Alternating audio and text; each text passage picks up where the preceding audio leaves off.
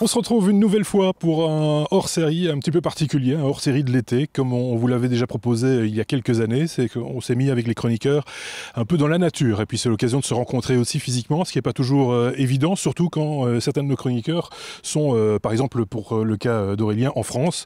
D'autres vont nous rejoindre et voyagent par le monde également. Donc c'est l'occasion de se retrouver durant cet été pour parler de différentes choses. Et ici, on a décidé, durant cet été, de vous parler de personnages dont on cite le nom régulièrement dans nos épisodes ou dans nos hors-séries et dont on ne rappelle plus jamais qui ils sont ou ce qu'ils ont été. Et si c'est vraiment, Aurélien, un personnage que l'on cite régulièrement, pas pour ce qu'il a été, mais pour ce qu'il est devenu, j'ai presque envie de dire, c'est Nikola Tesla. Oui, tout à fait. En fait, j'ai choisi Nikola Tesla parce que c'est un ingénieur qui a fait énormément de découvertes. Et le fait qu'une firme automobile ait pris le nom de Tesla ces dernières années fait la firme automobile va devenir beaucoup plus connue que Nikola Tesla. Nikola Tesla, donc, qui est né en 1856 et décédé en 1943. Qui est autrichien, il était à la limite entre l'Autriche et la Serbie, et qui a émigré aux États-Unis tout au long de sa carrière. On parle de quelqu'un qui a développé énormément de choses, on parle de 700 à 1000 brevets, alors les chiffres fluctuent suivant, à mon avis, si on compte les extensions ou non. Il a eu 14 doctorats et il s'intéressait énormément à la communication et il parlait 12 langues. Hein, c'est quand même voilà, quelqu'un qui s'est intéressé à beaucoup de domaines. Au départ, il a étudié la mécanique, mais c'est quelqu'un qui a fait la majorité de ses découvertes concernent l'électricité, l'électronique. C'est les balbutiements de l'électricité et de l'électronique. Mais il a eu des idées dans l'aviation, dans le véhicule électrique. Et il y avait beaucoup de démonstrations. Hein. C'était quelqu'un qui fabriquait de ses mains. D'accord. Il n'avait pas besoin de maquette, pas besoin de schéma. Il pensait dans sa tête, il le fabriquait. Quelqu'un qui faisait de ses mains et qui arrivait à des grandes découvertes. Alors, les principales découvertes de Nikola Tesla, c'est l'ampoule électrique. Alors, qu'il a breveté et il a revendu ce brevet à Edison, c'est pour ça qu'on l'attribue à Edison. Le néon, la télécommande, on en parlera plus tard, mais tout ce qui est transmission d'informations ou d'énergie sans fil, c'est Nikola Tesla qui a fait les premières expérimentations. Et puis, tout ce qui est rayon X. Nikola Tesla est l'un des premiers à avoir visualisé l'intérieur de notre corps à l'aide du rayon X. C'est ça. Voilà. Ouais. Il y a aussi, tu as cité Edison, il y a aussi un autre personnage dans l'historique, entre guillemets, Marconi, à qui on a attribué l'invention de la radio, et en fait, c'est Tesla aussi. Alors, on en reparlera, mais ils étaient tous les deux concurrents sur l'invention de la radio. La première communication transatlantique, c'est Marconi qui l'a faite, mais Tesla est intervenu beaucoup dans la transmission sans fil et donc dans la radio. Et puis alors, vraiment le gros de ses inventions, c'est dans la conversion de l'énergie électrique. Il faut savoir que Nikola Tesla a mis au point la machine asynchrone, la machine industrielle, le moteur industriel qu'on utilise encore aujourd'hui et qui est le moteur le plus largement utilisé dans toutes les industries, partout. C'est Nikola Tesla parce qu'il a mis au point et développé tout le système à courant alternatif. C'est ça. Hein, alors qu'au tout début, on se servait beaucoup du courant continu, on y reviendra plus tard. Il a donc, autour de ce moteur asynchrone, développé tout ce qui est montage triangle-étoile. Alors là, c'est la façon dont on connecte le réseau aux différentes phases de la machine électrique. Oui. Il a inventé également l'alternateur polyphasé. Aujourd'hui, si vous avez un véhicule thermique, vous avez un alternateur. Cet alternateur, c'est Tesla qui l'a mis au point. Ouais. Et puis, des choses un petit peu plus qu'on ne se sert plus aujourd'hui, comme la commutatrice, qui était un moyen de transformer de l'énergie continue en énergie alternative ou l'inverse, par un système mécanique. Donc en fait, il y avait un moteur électrique alimenté soit en continu, soit en alternatif, qui était couplé à une autre machine qui refabriquait du continu. Un alternateur ou un magnéto, quoi, oui. Voilà. Alors, on va attaquer sa biographie. Donc, il a fait ses études à Polytechnique à Grasse, et c'est là où il a vu la dynamo de Gram. La dynamo de Gram, c'est la première manière de transformer de l'énergie mécanique en énergie électrique en courant continu. Et ça l'a beaucoup inspiré. Du coup, à 25 ans, il a commencé sa carrière professionnelle dans l'entreprise nationale de télécommunications en Autriche, et il a mis au point un amplificateur pour faire de la télécommunication. Et cet amplificateur, dans lequel il y avait les premiers bases des haut-parleurs. Donc il a mis au point ça. Et à 26 ans, il décide de partir à Paris, travailler chez Edison. Et donc, on va beaucoup en reparler. La compagnie Edison, qui est une compagnie américaine, et qui était en train de développer à Paris les premiers moyens de produire et de transférer, de convoyer de l'énergie électrique. Ce qu'on appelle les centrales électriques aujourd'hui. Les centrales électriques et les systèmes pour alimenter les différentes villes. Et donc, il réparait ces centrales électriques, notamment à Strasbourg. Il a passé pas mal de temps à Strasbourg. Et autour de ça, à Paris, il allait souvent au Café de Wagram, et il a rencontré un certain Clément Ader, qui est un pionnier de l'aviation, et avec qui il échangeait. Il passait de longues soirées, de longues nuits à imaginer des prototypes, à voir comment il pourrait faire des machines qui volent. Et puis, il y avait quelque chose qui intéressait beaucoup Tesla, c'était le courant alternatif, qui était très peu développé, et il était le seul à s'intéresser à ça, et personne ne s'en intéressait à Paris.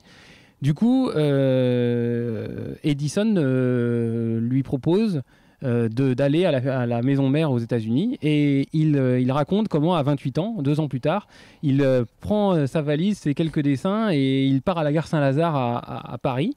Et il part, parce qu'aller aux États-Unis à l'époque, c'était un vrai voyage. C'est pas une petite excursion. Voilà. C'est ça. Et donc il raconte notamment, il a failli rater le train, il a couru après le train pour l'avoir. Enfin, il y a toute une vraie histoire autour de ça. Ouais. Et donc il arrive aux États-Unis, et il dit à Edison, qui était en train, lui, de développer le système d'alimentation électrique à courant continu aux États-Unis, à New York, alors qu'il y avait de nombreux dysfonctionnements. Ça tombait souvent en panne, il y avait des incendies. Le système en courant continu, il fallait tous les 2 km, il fallait une nouvelle station, parce que il y a de la perte d'énergie dans les câbles. Et donc, du coup, il faut remonter le niveau de tension à chaque fois. Et donc, Tesla arrive et lui dit, mais moi, j'ai une solution pour régler tous ces problèmes. On va faire du courant alternatif. On va produire du courant alternatif, et on va transporter du courant alternatif. Edison ne croit pas du tout à ça. Et lui dit, écoute, tu auras une prime de $50 000 si tu arrives à le faire fonctionner. Bon, très bien. Alors, Tesla... $50 000 de l'époque, c'est quand même pas rien. C'est énorme, c'est énorme. Et Tesla donc travaille pendant quelques semaines, quelques mois, et puis il va voir Edison, il dit, c'est bon, j'ai résolu le problème, tout fonctionne. Et Edison lui dit, non, mais c'était une blague, c'était de l'humour américain. Du coup, on fera jamais fonctionner ton système alternatif. Moi, ça fait des années que j'ai investi sur le courant continu, ça restera du courant continu. Alors, c'était 2 fortes têtes. A priori, il y a eu des échanges assez vigoureux entre deux. Mais résultat des courses, Tesla démissionne. Et à 31 ans, il trouve des investisseurs pour créer une première société.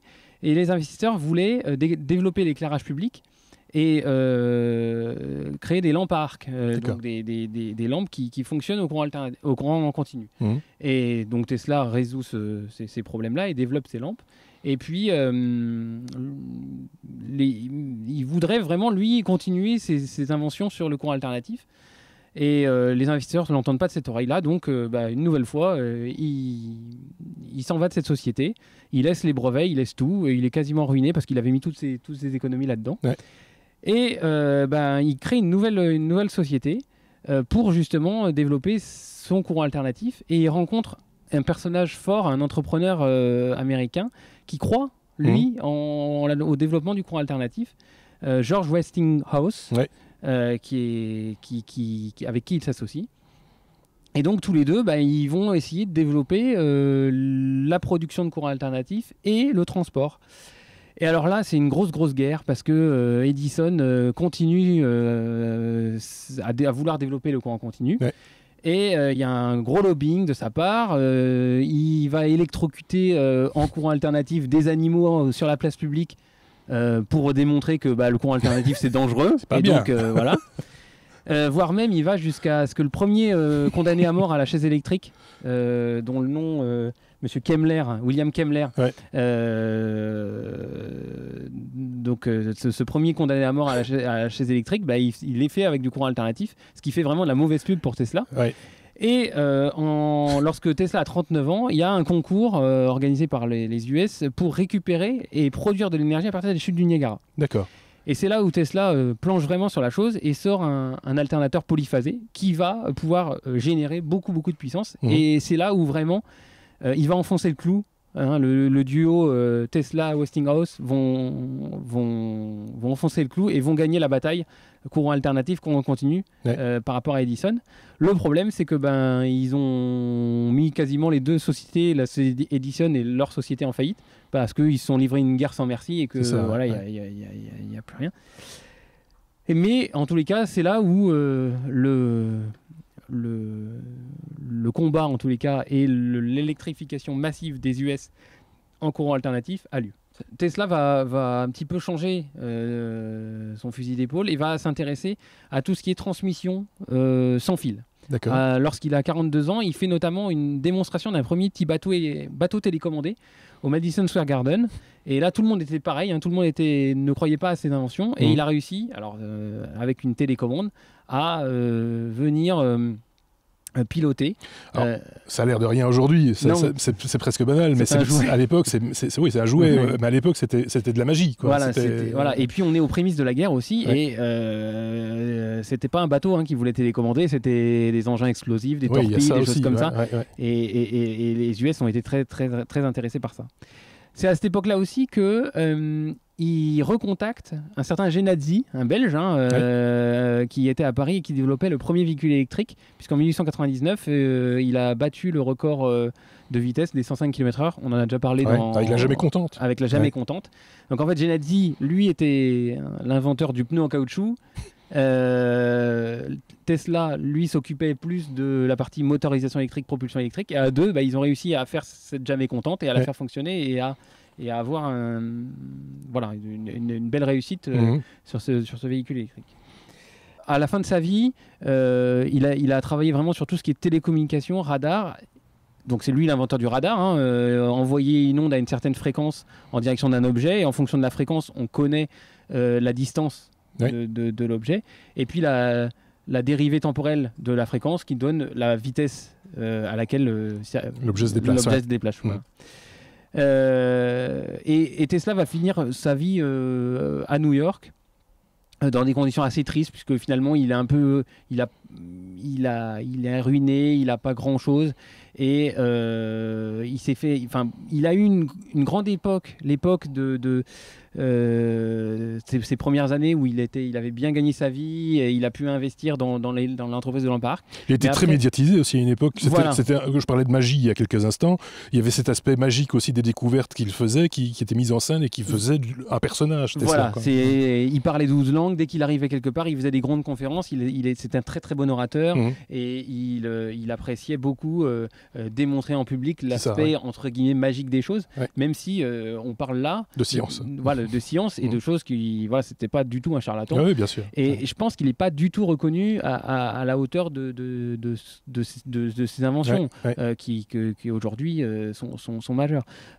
100 ans après sa naissance, en 1956, le système international d'unité a d'ailleurs inventé une unité dérivée qu'on appelle le Tesla, qui est la densité de flux magnétique ou l'induction magnétique qu'on retrouve généralement sur un aimant permanent, par exemple.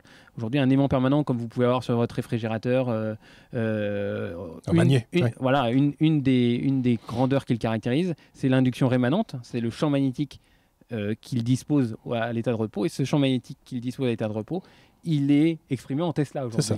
Alors, c'est une unité dérivée, c'est-à-dire qu'on peut on peut la retranscrire en unité du système international, comme le volt, la seconde, le mètre, le kilo. Ouais. Mais c'est une unité, aujourd'hui, quand vous choisissez un aimant, vous choisissez, pour être très caricatural et synthétique, plus il a de l'induction rémanente, donc plus la valeur en Tesla de son induction rémanente va être élevée, plus la force que vous allez devoir mettre pour le retirer voilà, va être importante. Ouais. Vous avez aujourd'hui des aimants néodymes, ce qu'on retrouve généralement dans la majorité des machines, notamment des machines qu'on retrouve dans les véhicules électriques. C'est ça. Une induction rémanente en Tesla qui est exprimée en Tesla, qui vaut 1,15, 1,2 Tesla. C'est aussi un hommage par rapport à ce scientifique qui, en fait, a été beaucoup dans l'ombre des autres, dans l'ombre d'Edison, dans l'ombre de Westinghouse. Et tout ce qu'il a fait, par exemple, sur la télécommunication, il avait construit une tour de 40 mètres d'eau à Long Island, qui n'a jamais vraiment donné de résultats par rapport à ce que Marconi avait pu faire sur la communication transatlantique. Il a été généralement lâché par les investisseurs financiers qui le suivaient. Et il n'a pas été reconnu à la hauteur. Et c'est vrai que aujourd'hui, malheureusement, dans le langage courant, Tesla, ça se raccroche vraiment aux voitures, mais ne serait-ce qu'aujourd'hui, combien de machines asynchrones sont utilisées et tournent 24 heures sur 24, 7 jours sur 7. Tous ceux qui ont étudié l'électricité, l'électromécanique, qui sont passés par là. Voilà, exactement. C'est de loin la machine la plus simple en termes de construction, donc la moins chère, qui ne nécessite aucun entretien parce qu'il n'y a aucune pièce d'usure, il n'y a pas de balai qui frotte sur un collecteur, il n'y a pas tout ça, et qui peut être directement alimenté par le réseau électrique. C'est-à-dire qu'aujourd'hui, dans toute industrie, vous avez un réseau triphasé. Ce réseau triphasé, ces 3 fils, vous les mettez directement sur le bobinage de la machine et ça fonctionne, ça tourne. Ouais. Alors, il existe plein d'artifices pour que ça démarre moins violemment, pour qu'on puisse varier la vitesse, ainsi de suite. Mais aujourd'hui, 90% des systèmes de ventilation, d'extraction d'air, de brosse, de tout ce que vous voulez, c'est des moteurs asynchrones. Ouais. C'est Tesla qui l'a mis au point. Il y a eu très très peu. Dans les menuiseries, toutes les machines. Voilà, toutes les machines. Et tout ça, c'est Tesla qui l'a mis au point. Et c'est aussi parce qu'on a un réseau de distribution en alternative qu'on peut utiliser ces machines-là. Et il a vraiment inventé une solution complète qui est directement utilisable. Et aujourd'hui, vous avez encore quelques applications très particulières, je pense au métro à Paris, qui est encore en continu, mais parce que c'est les années 1900. Métro bruxellois est en continu aussi. Ça, je ne saurais pas vous dire, mais parce que ça a été construit dans les années 1900. Mais à part ces quelques exceptions. C'est l'alternative qui a pris. C'est l'alternative qui a pris. Parce qu'aujourd'hui, transporter de l'alternative, c'est beaucoup plus intéressant. Alors aujourd'hui, il y a même des discussions parce que tous les systèmes électroniques qu'on utilise dans nos maisons, les ordinateurs, on repasse tout ça en continu. Et il y a des gens qui cherchent aujourd'hui à voir s'il n'y a pas un moyen plus intelligent de s'économiser tous les rendements de tous les... Mais ça, c'est une autre histoire. C'est une autre histoire, parce que celle qu'on voulait vous conter aujourd'hui, c'était celle de Nikola Tesla. Puisqu'on prononce son nom régulièrement, autant savoir qui il était réellement. C'est pas une voiture, c'est un personnage, un illustre personnage.